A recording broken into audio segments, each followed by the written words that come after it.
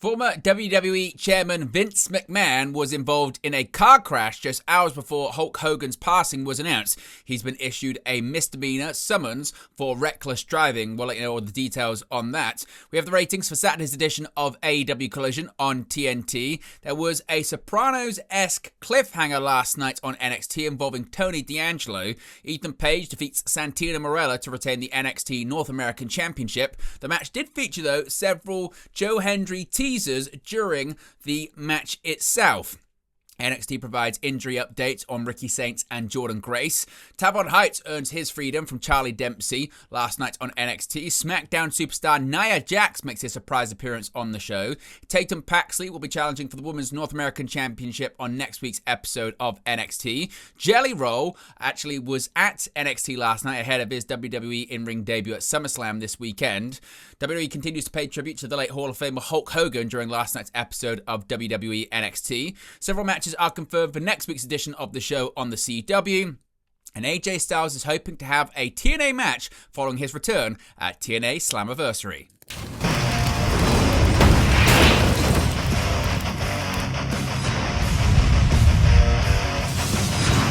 Hey guys, welcome back to Wrestling News 365. Hope everyone is doing very well. As always, there are plenty of news stories to get into in the world of professional wrestling. Let's begin with news surrounding former WWE Chairman and CEO Vince McMahon. Now, former WWE Chairman Vince McMahon was involved in a car crash on July 24th, just hours before the passing of Hulk Hogan. A crash report obtained by TMZ states that McMahon's 2024 Bentley was traveling northbound on Route 15 in Westport, Connecticut, when it rammed into the back of a 2023 BMW 430 and collided with a median wooden beam guardrail at 9:22 a.m. on July 24, 2025. The force of the crash was such that airbags were deployed in both the Bentley and the BMW, with debris from the crash flying into the opposite lane to be struck by a third vehicle. All motorists involved were said to have been wearing their seatbelts.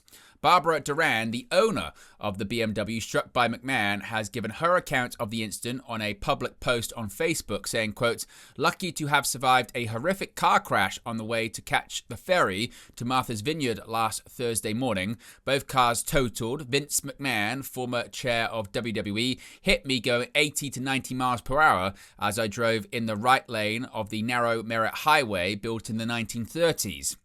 I and the dog are mostly fine, but was lucky to have kept control of the car, more or less, as I shot off the road after being catapulted over 100 yards.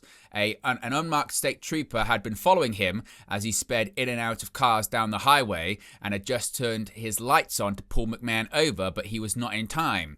Both front wheels of McMahon's Bentley were sheared off and his airbags deployed, probably saving him from significant injury. The trooper told me afterwards that McMahon saw me last minute and swerved, smashing into my left rear, but that if he had hit me full on, there might have been a very different ending for me.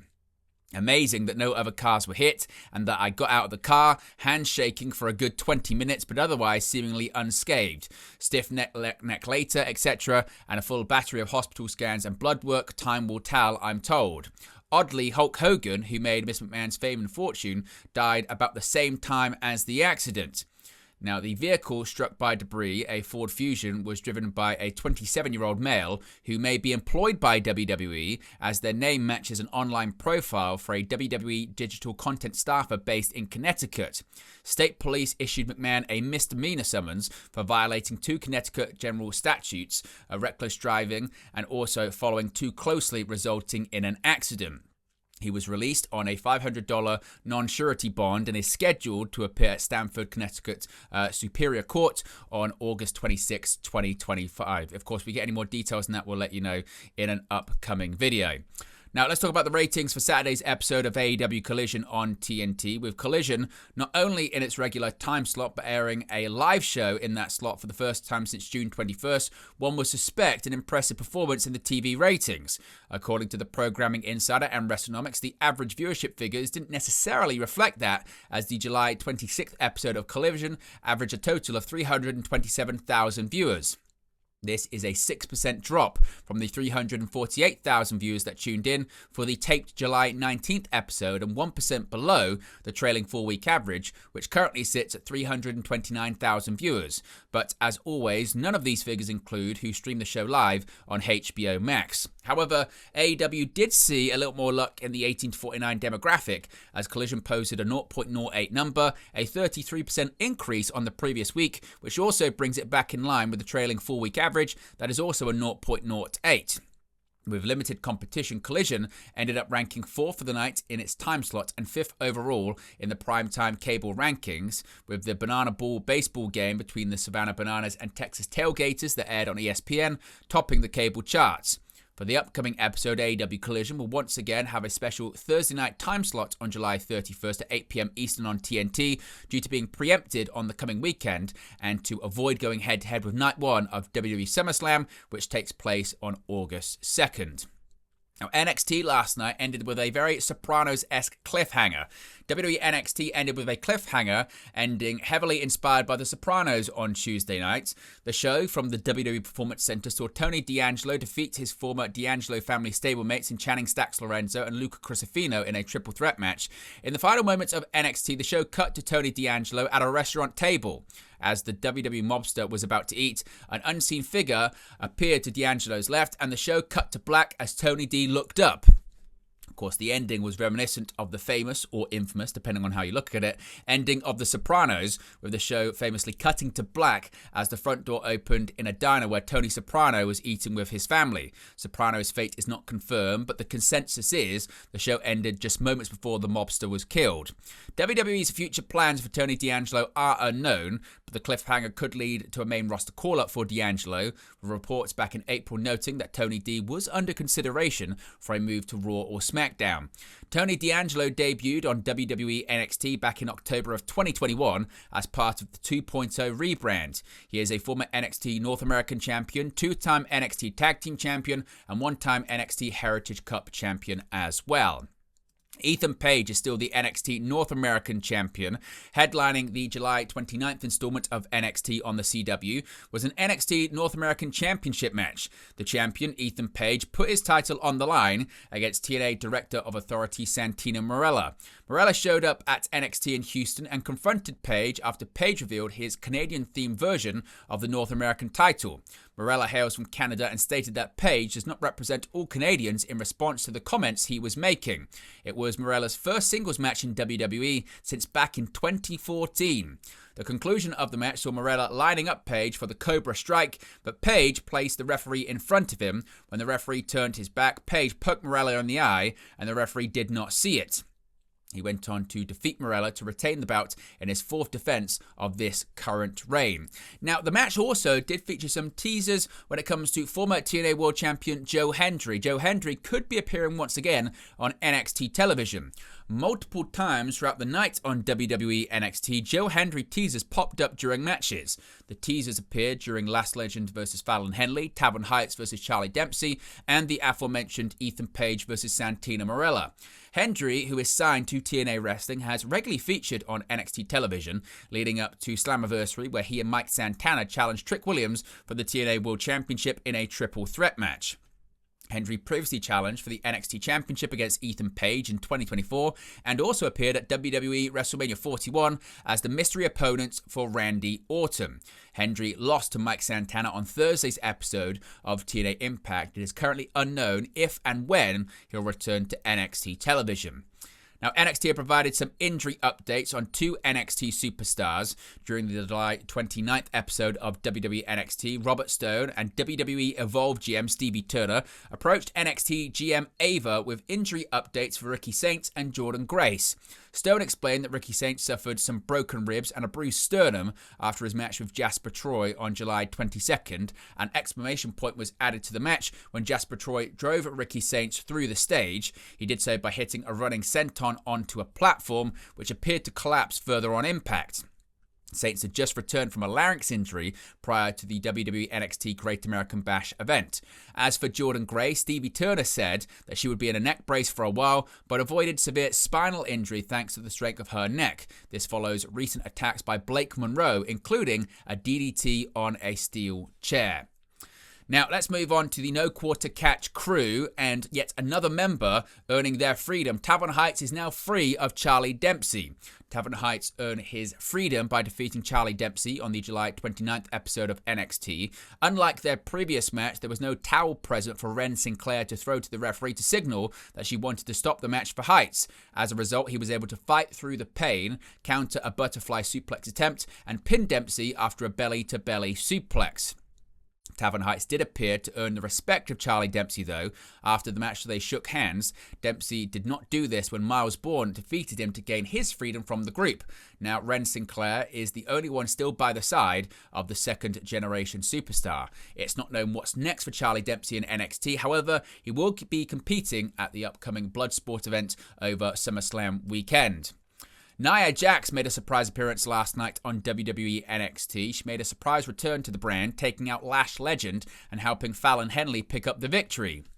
On the outside of the ring, Lash ducked an attack by NXT Women's and TNA Knockouts World Champion JC Jane before taking her out with a pump kick. As her back was turned, Nia Jax struck her from behind. Nia tossed Lash back into the ring, where Henley hit the Famouser for the victory. After the match, Nia added an insult to injury by delivering the Annihilator.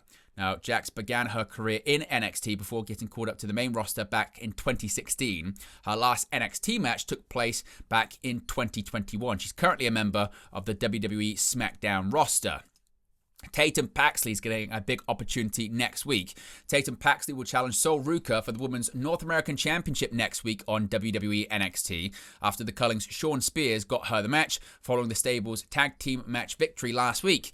Spears let Paxley know how proud he was of her in a backstage segment during Tuesday's episode of the developmental brand, much to the chagrin of Paxley's best friend Izzy Dame. Paxley scored the victory for the Culling by getting the pin on Zarya when she, Dame, Spears and Nico Vance defeated Ruka, Zarya and NXT Tag Team Champions Hank Walker and Tank Ledger. During Tuesday's segment, Paxley let Dame know she wanted to challenge for the Women's North American Championship following their tag victory, but Dame said she needed to pin the champion to get that opportunity. That's when Spears and Vance appeared to let Paxley know she had the match. Dame quickly changed her tune and said that the Culling would be ringside for the match. Jelly Roll continues to appear, or at least be in attendance, for WWE shows. Jelly Roll is back at the WWE Performance Center. Before the July 29th edition of NXT on the CW got underway, ex-user NXT with Najee snapped a photo of music artist Jelly Roll in attendance at the show. Jelly Roll has been training at the WWE Performance Center in preparation for his WWE in-ring debut at SummerSlam. He is scheduled to team with Randy Orton to take on the team of Logan Paul and Drew McIntyre. Now, the match hit somewhat of a roadblock as McIntyre left his US passport in North America when he travelled to England. He only had his British passport and got stuck in England. Fightful Select noted that WWE believes the issue will be resolved in time for SummerSlam. Of course, Jelly Roll's in-ring debut is taking place on night one of SummerSlam this Saturday. Of course, it will be live with a watch-along and a post-show for both nights of WWE's biggest event of the summer. The tributes continued to the late WWE Hall of Famer Hulk Hogan last night. Now, the July 29th episode of WWE NXT began with a 10-bow salute for the Hall of Famer. Previous episodes of WWE Raw and WWE SmackDown also started this way. For this tribute, Shawn Michaels, Matt Bloom, and the entire WWE NXT roster and WWE Performance Center talent were ringside to honor the late Hall of Famer. After the salute, WWE played a video package highlighting Hulk Hogan's life and career. This video featured Ordinary by Alex Warren and originally debuted on WWE Raw. The video package that aired on WWE SmackDown the day after Hogan's passing was different from that one. The original video featured Real American by Rick Derringer. Of course, if we get any more updates on WWE Tribute to Hogan, we'll let you know in a future video. Several matches have been confirmed for next week's episode of WWE NXT. The match card for the August 5th edition of WWE NXT on the CW has been rounded out. There are going to be 2 championship matches on the show. Tatum Paxley will be challenging Sol Ruka for an NXT Women's North American Championship. Paxley is going to be flanked by Izzy Dame, and Ruka will be cornered by Zarya. The second title match will see Hank and Tank defending their NXT Tag Team Championships against Chase University's Uriah Connors and Kale Dixon. 2 singles matches are joining the fray as well, after a brawl ensued that saw Blake Monroe and Jada Parker versus Kalani Jordan and Lola Vice. A singles match between Monroe and Jordan was locked in for next week too. A singles match between Miles Bourne and Lexis King has also been made official for next week's show. And finally, could AJ Styles once again compete inside of a TNA wrestling ring? AJ Styles has admitted he is hoping to have at least one more match in TNA wrestling following his return to the promotion at the Slammiversary pay-per-view. Styles appeared inside the Impact Zone for the first time since 2013 at Slammiversary, as the former TNA World Champion put over new X Division Champion Leon Slater as the future of the company. Styles also noted he would address wrestling in the promotion another time following one more match chance. TNA produced Slammiversary Fade to Black about the pay-per-view, and Styles acknowledged during the documentary that he hopes to wrestle again for TNA. He said, quote, "Tonight was the perfect night for me. It was an opportunity for me to come and see the fans face to face, something that I haven't done in a really long time." And WWE said, yeah, go for it. You don't see that every day, so the opportunity just to come and visit and share some time with them was pretty amazing. I hope there's something special as far as a match goes, but I can't promise that. I can't promise you tomorrow or what's going to happen. But I can tell you this, I was very excited. Even I had butterflies tonight, Styles said. Now, it was noted ahead of Slammiversary that several TNA talents were optimistic about AJ Styles having a match in the promotion, with Styles reportedly planned for a segment with Frankie Kazarian at the pay-per-view. Those plans obviously changed, and it was reported that sources within TNA believe WWE may have played a role in Styles' segment being altered so as not to promise a future Styles match that they weren't going to deliver on. After AJ Styles arrived backstage, he and Leon Slater continued to talk, during which Styles advised the new X Division champion to remain true to himself to achieve success within pro wrestling. But there you go, guys, the latest pro wrestling news for you. Be sure to smash a like on the like button. Be sure to subscribe. As you can see right there, we are less than 70 subscribers to go until 23,500. So if you haven't already, be sure to subscribe as we get closer and closer to hitting our goal of 25k in 2025. Also, another reminder, we are going to be live for 4 consecutive nights this week. We are going to be live for a SmackDown before SummerSlam, watch along and post show. The next night is SummerSlam Saturday. We will be live for a watch along and a post show. Sunday, we will be live for a watch along and a post show for SummerSlam Sunday. At the same time as me being live on United View, we're going to have a simulcast, which I have figured out how to do, which I'm very excited about as well. Then Monday night, we are going to be live for the Raw after SummerSlam live on Netflix too. So 4 consecutive nights. I really hope to see all of you guys there. Be sure to smash a like on the like button. Be sure to subscribe, bottom right hand corner, and I'll speak to you again very, very soon. Hey guys, thank you for watching, listening, streaming, or however you come across this video today. Click on the video on the right there to watch our next video, or click the bottom there to subscribe, or the bottom right hand corner. Thank you very much, and I'll speak to you again very soon.